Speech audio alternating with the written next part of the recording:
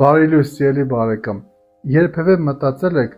թե Աստված չի նայում, թե մարդիկ մեր մասին ինչ են ասում,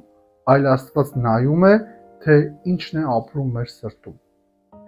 Հիսուս ասում է, որ իսկական երանելությունը ոչ թե նրա մոտ լինելն է,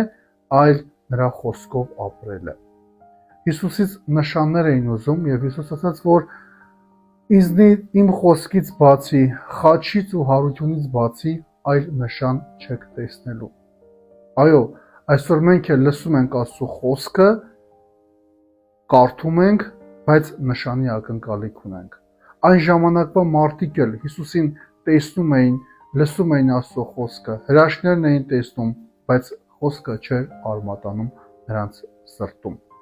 Հիշիր, եթե հավատքով ապրես, դու կարող ես դառնալ ուրիշների համար այն նշանը,